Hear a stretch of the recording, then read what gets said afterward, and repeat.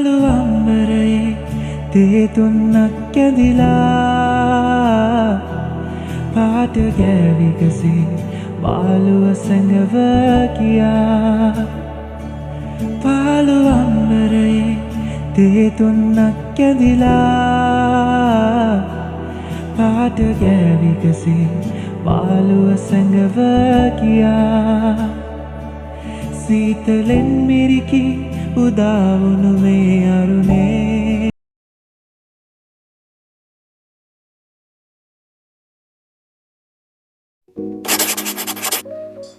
Hi everyone, welcome back to my YouTube channel. ඔයාලට කොහමද සතුටින් සනීපෙන් ඉන්නවද?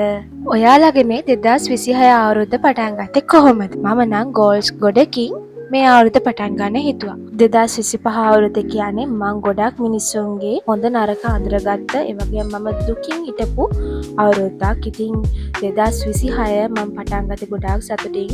මොකද මේ අවුරුද්ද මට ලස්සන දේවල්, ලස්සන හීන වලට ඉක්මනටම යන්න පුළුවන් වෙයි කියලා හිතලා. ඉතින් මුලින්ම කරේ workouts කරන්න ගත්තා. මොකද ගොඩාක් මම මහත් වුණා වෙඩින් එකෙන් පස්සේ. එක්සර්සයිස් කරුණෙත් නැහැ. එතකොට කෑම බීම පාලනයක් වුණෙත් නැහැ. ඉතින් ඒක නිසා 2026 මුල්ම ගෝල් එක උනේ කොහොම හරි හිටපු ගානට එනවා කියන එක. ඊට පස්සේ ගොඩ කාලෙකින් ඉඳන් මම ස්කින් කෙයාර්, හෙයාර් කෙයාර් මුකුත් කරේ නැහැ. හෙයාර් කෙයාර් එක නම් ගිය අවුරුද්දේ අන්තිම වගේ පටන් ගන්න තිබුණේ. ඉතින් ඒක නිසා ඒ වැඩ ටිකත් කරගන්න හිතුවා workouts කරාට පස්සේ. මුලින්ම මම ඇලෝවේරා වැක්ස් එක තමයි පාවිච්චි කරේ. ඊට පස්සේ ඔක්කොම හෙයාර්ස් ටික රිමූව් කරා. මේ වගේ දැති බ්ලේඩ් එකකින්. පස්සේ පවර් කටර් ගොතා මම හොඳට මුණ ටෝන කරගෙන ෆේස් වොෂ් එක ඇප්ලයි කරා. ෆේස් වොෂ් එක තමයි ජෙනටගේ පෙපර්මින්ට් එක. ඉතින් මේක මම අවුරුදු 7ක් තිස්සේ පාවිච්චි කරනවා. ගොඩක් මේක හොඳයි ප්‍රොඩක්ට් එකක්. මම අවුරුදු ගාණක් තිස්සේ මූණ හදාගත්තේ මේකෙන්. ගිය අවුරුදු ස්කින් කෙයාර් කරන්න බැරි වෙච්ච නිසා දැන් පොඩ්ඩක් පිම්පල්ස් දාලා තියෙනවා. ඒකට ඉතින් මම ආයේ මේ ෆේස් වොෂ් එක යූස් කරනවා. ෆේස් වොෂ් එකත් රිමූව් කරලා මම මේ පැක් එක දාගන්න හදන්නේ. මේක දැන් අවුරුදු 2ක් විතර නම් මම අරගෙන තාම යූස් කරන්න පුළුවන්. මම මේ ඔක්කොම යූස් කරලා තියෙන්නේ.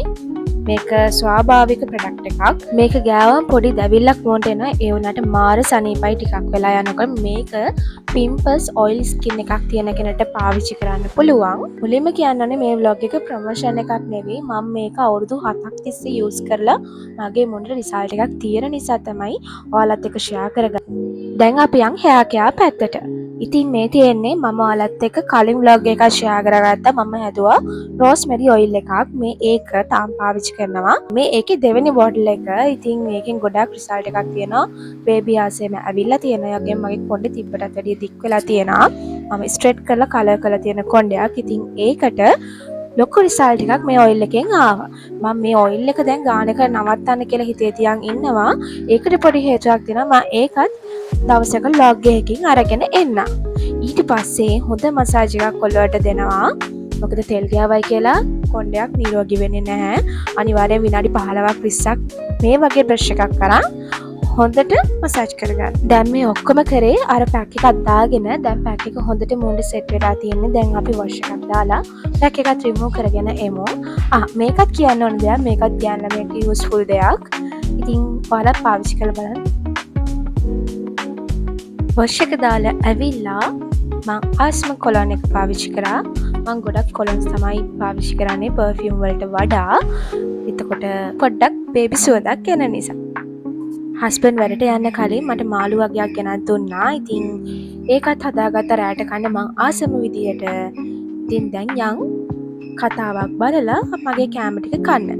මේ දවස්වල මම පිස්සුවෙන් වගේ බලන කතාවක් තමයි මේ පට්ටි ගෙදර කියන්නේ.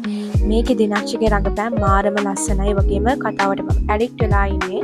සෙනසුරාදා ඉඳ වෙනකම් මං ඇඟිලි ගෙන ඉන්නේ මේ කතාව බලන්න. බලපු නැති කෙනෙක් නම් අනිවාර්යෙන් බලන්න. හරිම ලස්සන ගැමි කතාවක්. කතාව බලන ගමන් workouts කරන්න කලින් ගෙනාපු වේලිච්ච රෙදි ඔක්කොම ටික ලවා ගත්තා. මොකද මෙතන ගොඩාක් රෙදි තියෙනවා අපි දෙන්නගේ. මම හිතන්නේ සතියක විතර ඇඳපු ඇඳුම් ඒ ඔක්කොම නවලා කාන්ට පිළිවෙලට අල්මාරියට අඩු කරා. ඊට පස්සේ ඇඳ පොඩ්ඩක් අස් කරගත්තා. මොකද හැඩි වෙලා තිබුණේ. දැන් ලස්සනට ඔන්න අස් කරලා තියෙනවා. දැන් මම ලෑස්ති වෙන්නේ මගේ ජර්නල් එකේ වැඩ කරන්න. මම ගිය අවුරුද්දේ ජර්නල් එකක් හැදුවා මගේ මතින් රූල්ස් ගාලා අත්සඳලා එහෙම. හැබැයි මට ඒක චුට්ටක් කළමනාකරණය කරගන්න බැරි වුණා. රූපවන්දින වෙලාවක් නැති වුණා. මොකද ගොඩක් බිසි වෙච්ච අවුරුද්දක්, දුකින් හිටපු අවුරුද්දක්, උවමනාවෙන් බිසි වෙච්ච අවුරුද්දක්. ඉතින් ඒක නිසා මේ අවුරුද්දේ මම හිතුවා ඔන්ලයින් ඕඩර් කරගන්නවා කියලා මේ වගේ බුක් එකක්. ඉතින් මේ පොත මම ඔන්ලයින් ඕඩර් කරගත්තා. මේකේ විශේෂයෙන්ම ගෑනු ළමයෙක්ට අවශ්‍ය වෙන periods plan එක, එතකොට day plan, monthly plan, imports දේවල්, එතකොට sleeping plan, mood plan ඔක්කොම මේකේ තියෙනවා. ඒ වගේ අපි travel කරන කෙනෙක් නම් ඒවට ඕනි අපිට අවශ්‍ය වෙන දේවල් ඩීටේල්ස් ඔක්කොම මේකේ නෝට් කරගන්න පුළුවන්. බර්ත්ඩේස්, එතකොට කලර් කරන්නත් හැම මාසයකටම පිටුවක් තියෙනවා. ඉතින් මේක ගොඩක් මයින්ඩ් එක රිලැක්ස් වෙන වැඩක්. මම මේ දැන් රෙකෝඩ් කරලා දාන වීඩියෝස් ටික පළවෙනිදා ඉඳන් මම පටන් ගත්ත වීඩියෝස් වගේ. මට පළවෙනිදා මේ වගේ vlog එකක් shoot කරන්න බැරි වුණා. ඉතින් ඒක නිසා මම ඒ ගත්ත ක්ලිප්ස් ටිකත් මේකට ඇඩ් කරා.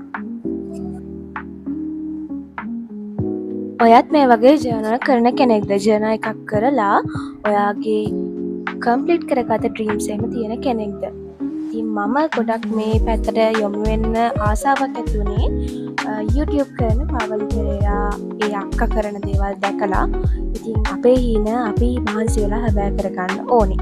ඒ වෙනුවෙන් මහන්සි වෙන්න ඕනේ. ඉතින් ඒ දවස් ප්ලෑන් කරගන්න මේ වගේ දේවල් හොඳයි කියලා මම හිතනවා. මොකද ගෑනු ළමයෙක්ට මොටිවේෂන් එකක් එනවා මේවා දකින සැරයක් ගානේ. එතකොට ගිය අවුරුද්දේ පොත මේ අවුරුද්දේ දකිනකොට ඒකෙන් අපි ඉම්ප්‍රූව් කරගත දේවල් දකිද්දී තවත් සතුටු වෙන්න ආසාවක් ඇති වෙනවා.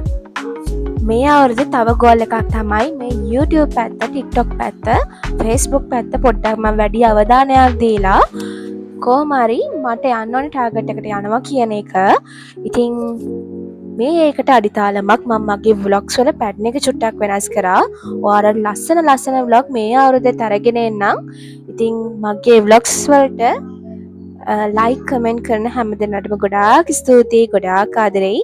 මගේ YouTube family එක ටික ලොකු වෙලා තියෙනවා මේ අවුරුද්ද වෙනකොට.